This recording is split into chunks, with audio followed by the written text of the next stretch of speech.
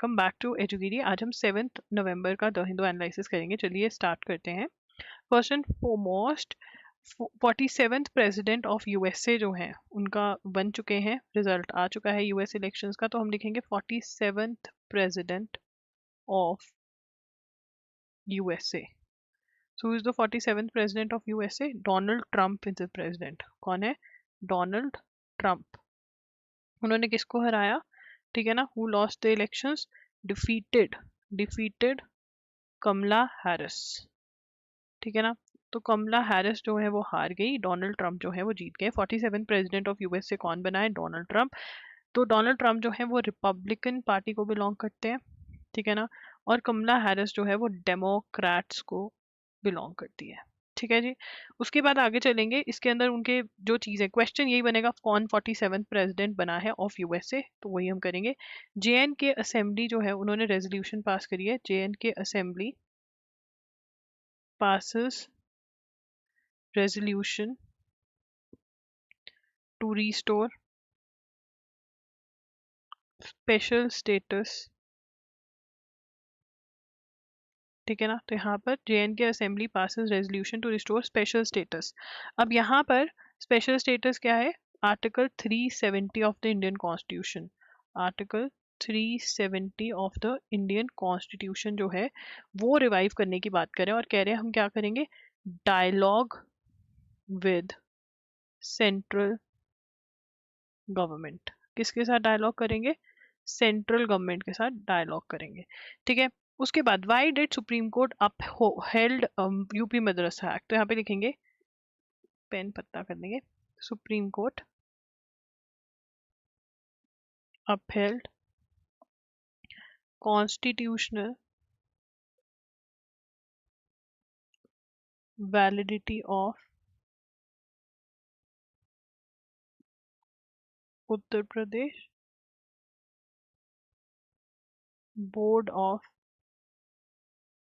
मदरसा education act 2004। अब यहाँ पे क्या है? मदरसा क्या होते हैं? These are the Muslim schools होते हैं, मुस्लिम स्कूल्स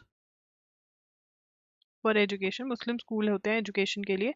अब इलाहाबाद हाई कोर्ट ने कहा कि ये अनकॉन्स्टिट्यूशनल है। कौन से हाई कोर्ट ने अनकॉन्स्टिट्यूशनल डिक्लेयर करे? Allahabad high court declared it to be unconstitutional. Allahabad high court क्या कहता? कि ये अनकॉन्स्टिट्यूशनल है, जो मदरसास चल रहे हैं राइट टू इक्वालिटी को वायलेट करते हैं, सेकुलरिज्म को वायलेट करते हैं। इलाहाबाद हाई कोर्ट ने क्या कहा? इट वायलेट्स, किसको वायलेट करें? Violets secularism. What is the term secularism? Secularism का मतलब क्या होता है? कि सरकार, जो गवर्नमेंट है, उनके लिए ऑल रिलीजन्स आर इक्वल। क्या है? All religions are equal. ठीक है ना, एंड गवर्नमेंट के लिए कोई भी स्पेशल ट्रीटमेंट किसी भी रिलीजन को, नो स्पेशल ट्रीटमेंट, किसी भी रिलीजन को स्पेशल ट्रीटमेंट ये नहीं देने वाले हैं। ठीक है, ऐसा बोलते हैं, no special treatment to any religion, that is secularism. तो वो कहते हैं कि हमारी इंडियन कॉन्स्टिट्यूशन, इलाहाबाद हाईकोर्ट क्या कहता है? कि हमारी इंडियन कॉन्स्टिट्यूशन जो है वो कहती है कि हम एक सेक्युलर कंट्री है, वी आर सेक्युलर कंट्री है हम। ठीक है ना, तो सेक्युलरिज्म है जब preamble of the Indian constitution says, preamble of the Indian constitution से कि हम क्या है? We are a secular country. ठीक है ना, तो फिर हम ऐसे एक्ट कैसे लेकर आ सकते हैं जहाँ पे सिर्फ एक type of education, religious education को बढ़ावा दिया जा रहा हो? ये नहीं कर सकते। ठीक है, इलाहाबाद हाईकोर्ट ने कहा, बट सुप्रीम कोर्ट ने कहा कि सुप्रीम कोर्ट कहता है नहीं, supreme court said it is valid, supreme court said it is valid. ठीक है ना, कि ये जो लॉ है ये वैलिड है। ठीक है, उसके बाद यहाँ पर बट सुप्रीम कोर्ट ने कहा कि दो चीजें इस एक्ट की वैलिड नहीं है। ठीक है ना, प्रोविजंस। कौन सी provisions? Allowing, provisions allowing the madrasa, the madrasa board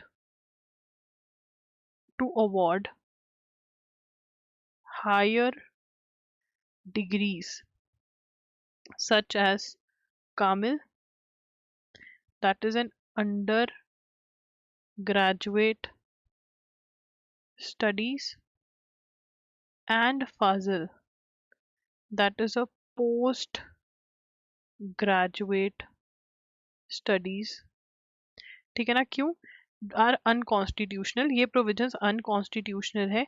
क्यों अनकॉन्स्टिट्यूशनल है? क्योंकि ये वायलेट करती हैं, क्या करती हैं? Contravene, in contravention of university grants commission act 1956, ठीक है। वो कहते हैं ये एक्ट की, वो यूनिवर्सिटी ग्रांट्स कमीशन यूजीसी का जो एक्ट है उसके अगेंस्ट है। ये डिग्री नहीं दे सकते, बट ये स्कूल जो है ये रन कर सकते हैं, इसमें कोई दिक्कत वाली बात नहीं है, सुप्रीम कोर्ट ने ये कहा। उसके बाद यहाँ पर एक और कॉन्सेप्ट की बात हो रही है, वो बात हो रही है कौन सी स्कीम की बात हो रही है। 2009 के अंदर ये स्कीम आई, और ये स्कीम क्या है? 2009 scheme for providing quality education in madrasas. क्या करना है? क्वालिटी एजुकेशन प्रोवाइड करनी है मदरसास के यहाँ पर। स्कीम फॉर प्रोवाइडिंग, क्या करना है? Scheme for providing quality education, ठीक है ना। अब क्वालिटी एजुकेशन के 1993 पीवी नरसिम्हा राव ये लेकर आए थे, नरसिम्हा राव, ठीक है ना। क्या किया? क्या इसका एम क्या था? एम क्या था इस स्कीम का? Integrating modern education, modern education into madrasas, madrasas में भी मॉडर्न एजुकेशन हो। तो यहाँ पर मदरसा की स्पेलिंग मैंने गलत लिख दिया, तो यहाँ पर क्या है? करिकुलम ऑफ मदरसास लेकर आए। क्या लेकर आए? करिकुलम ऑफ मदरसास, मदरसास का करिकुलम सेट किया गया कि क्या पढ़ाया जाएगा क्या नहीं, ठीक है। उसके बाद यहाँ पर ये केस फाइल किसने किया? ये केस पीआईएल फाइल किसने करी ये एक्ट को चैलेंज करते हुए? पीआईएल फाइल्ड बाय, लिखेंगे PIL filed by, PIL filed by Anshuman Singh Rathore. किसने पीआईएल फाइल करी? अंशुमन सिंह राठौड़ ने ये पीआईएल जो है ये फाइल करी है, चैलेंजिंग, क्या किया? चैलेंजिंग वैलिडिटी ऑफ 2004 एक्ट, ठीक है ना। उसके बाद आगे चलेंगे। एनसीपीसीआर ने भी बोला ये सही नहीं है, बट सुप्रीम कोर्ट ने क्या बोला कि क्यों वैलिड है? सुप्रीम कोर्ट ने बोला कि कोई पर्टिकुलर प्रोविजन नहीं वायलेट कर रहा, ये पर्टिकुलर प्रोविजन नहीं वायलेट कर रहा, और सेकुलरिज्म को एज सच कोई डेफिनेशन नहीं मिली हुई है। तो हम सिर्फ जो है ये बोल के कि कॉन्स्टिट्यूशन सेकुलर है तो कोई एक्ट नहीं वो कर सकते, तो इसलिए ये वैलिड, मतलब इसको एक्ट को, एक लॉ को हम अनवैलिड नहीं डिक्लेयर कर सकते हैं, ठीक है ना। हमें क्या याद रखना है? ये समझ नहीं भी आया बिल्कुल टेंशन की बात नहीं है, जो पॉइंटर्स मैंने लिखवाया उसमें से क्वेश्चन आएगा, ये क्वेश्चन नहीं बनेगा, ठीक है। उसके बाद जो नेक्स्ट स्कीम है वो कौन सी स्कीम है? पीएम विद्या लक्ष्मी। देखो हमें पता है कि विद्या लेने के लिए भी लक्ष्मी चाहिए, चाहिए पीएम विद्या लक्ष्मी, और ये स्कीम कुछ ऐसी सी है, PM Vidya Lakshmi scheme approved by cabinet, cabinet ने विद्या लक्ष्मी, पीएम विद्या लक्ष्मी अप्रूव कर दिया है, ठीक है ना। अब यहाँ पर पीएम विद्या लक्ष्मी क्या है? क्या प्रोवाइड करेगी? Seeks to provide financial support to meritorious, meritorious students in their pursuit of higher education, ठीक है ना। तो मेरिटोरियस स्टूडेंट्स जो हैं उनको फाइनेंशियल सपोर्ट, कि मतलब जिसकी कॉलेज में एडमिशन हो रही है बट पैसे नहीं है, वो एडमिशन नहीं ले रहा है, तो यहाँ पर क्या है? A student who secures admission in any of the top 860 quality higher education institutions, 860 quality higher education institution QHEIs में, उनको both government and private will be eligible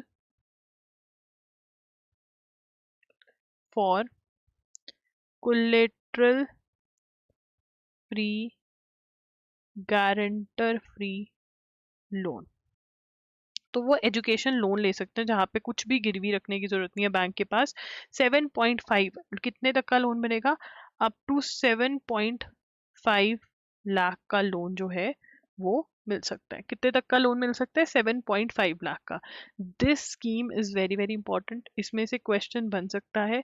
so please इसको अच्छे से पढ़ें। इसका एम क्या है, क्या कंडीशंस है इसकी। 6 Indian American win seats in the US house. 6 Indian American जो हैं, ठीक है ना, उन्होंने सीट्स जीती हैं। ये लिखेंगे 6 Indian American win seats in US House of Representatives. ठीक है, उसके बाद आगे चलेंगे। SC directs Ajit Pawar to publish disclaimer in clock symbol. तो ऐसे सुप्रीम कोर्ट ने क्या कहा है? तो बेसिकली क्या हुआ था, एनसीपी एक पार्टी है जिसकी फुल फॉर्म है नेशनलिस्ट कांग्रेस पार्टी। क्या फुल फॉर्म है? Nationalist Congress party. अब जो नेशनलिस्ट कांग्रेस पार्टी है, ये शरद पवार ने, फाउंडर कौन है इसके? शरद पवार। ठीक है, तो बहुत बढ़िया चल रही थी। बट ये देन दो ग्रुप्स में डिवाइड हो गई। अजीत पवार कहते हैं ये पार्टी मेरी है, शरद पवार कहते हैं ये मेरी है। तो ये दोनों कहाँ गए लड़ते लड़ते? ये गए इलेक्शन कमीशन के पास। तो इलेक्शन कमीशन ने वोट प्रोपोर्शन चेक किया महाराष्ट्र में जो इनका था, क्योंकि ये बेसिकली महाराष्ट्र की पार्टी है।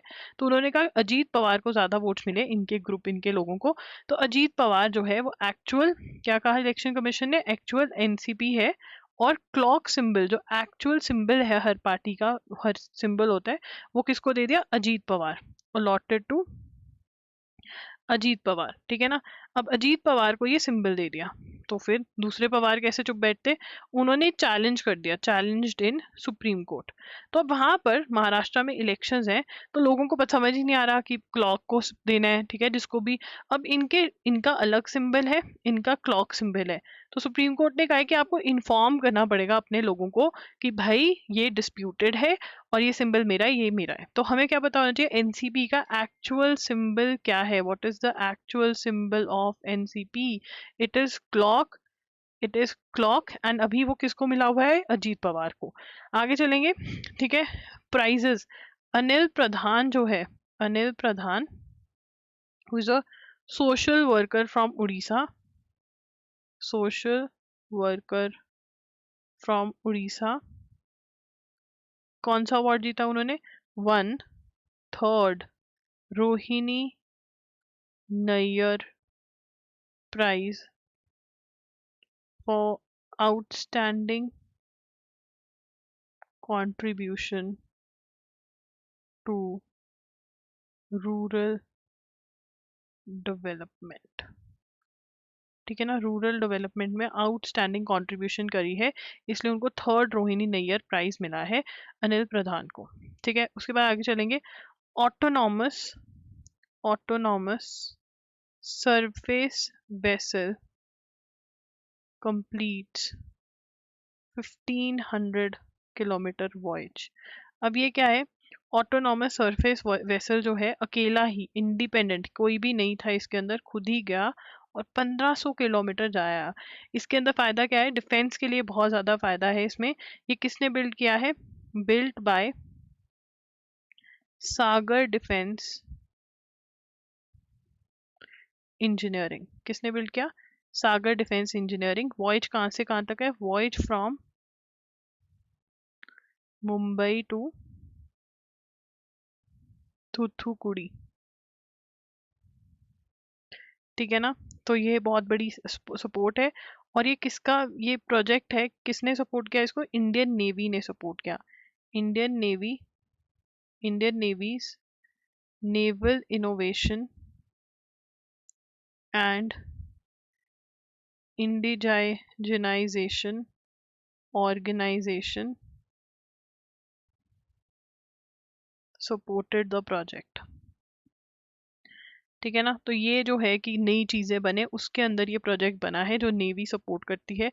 उसका पर एक इनका एक और चीज होती है, स्वलंबन। क्या होता है? स्वलंबन। स्वलंबन नेवी का कि नई चीजें बनाए, कंपनीज को बताते हैं, वो होता है, ऑर्गेनाइज करता है। तो एनुअल इवेंट ऑफ NIIO है, ठीक है ना। ये स्वलंबन क्या है, नेवी का एनुअल इवेंट है कि कोई नई चीज बने। नेवी बताती है हमें कुछ ऐसा सा चाहिए इंडस्ट्री को, फिर इंडस्ट्री बनाती है तो नई चीजें बन पाती हैं। So guys that's it. अगर आपको कुछ भी बाय करना है आप loggery.in पर जा सकते हो, वहां पर आपको मिल जाएगा। अक्टूबर के जो वन शॉट्स हैं वो डल चुके हैं, ठीक है ना। एमसीक्यूज जो हैं वो भी डल चुके हैं। सितंबर के कंप्लीट एमसीक्यूज अक्टूबर के भी डल जाएंगे। Thank you for watching. अगर आपको कोई भी डाउट है आप कमेंट्स में पूछ सकते हैं। Bye bye, take care.